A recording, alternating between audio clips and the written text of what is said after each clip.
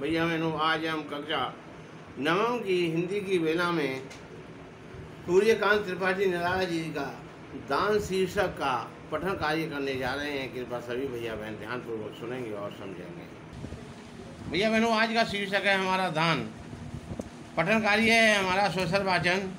फिर देखा उस पुल के ऊपर बहुसंख्यक बैठे हैं बानर, एक और पंथ के कृष्ण का कंकाल शेष नर मृत्यु पाय, बैठा से शरीर दैन्य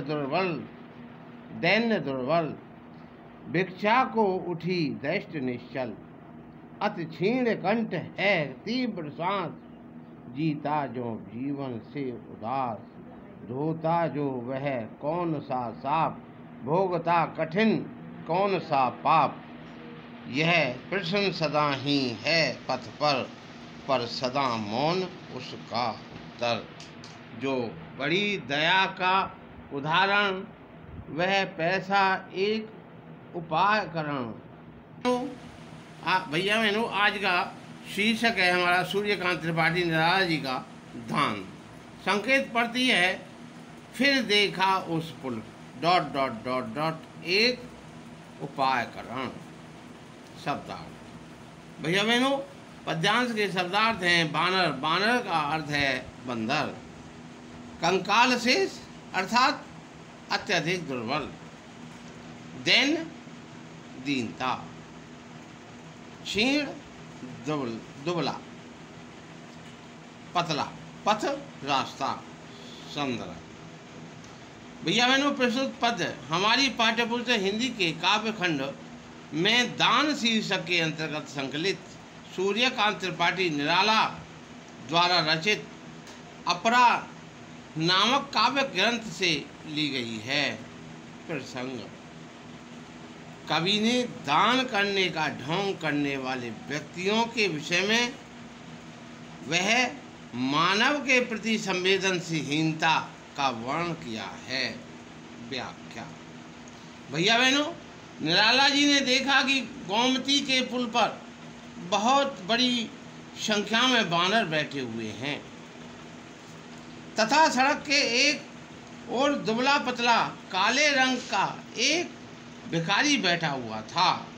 वह हड्डियों का ढांचा मात्र दिखाई दे रहा था और ऐसा लग रहा था कि जैसे उसकी मृत्यु निकट आ गई हो, अथवा जैसे गरीबी स्वयं दुर्लभ शरीर धारण कर वहां बैठी हो। वह शिक्षा पाने के लिए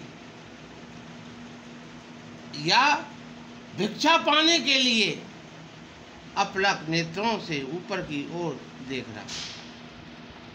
उसका कंठ भूख के कारण बहुत कमजोर पड़ गया था और उसकी सांस तीव्र चल रही थी। ऐसा लग रहा था मानो वह जीवन की अंतिम घड़ी गिन रहा था। न जाने जीवन का कौन सा श्राप ढो रहा था, किन पापों का फल भोग रहा था।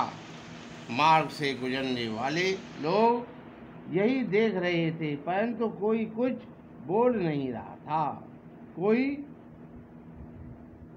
दया दिखाता तो एक पैसा उसकी ओर फेंक देता, जिससे उसकी दरिद्रता दूर हो जाती।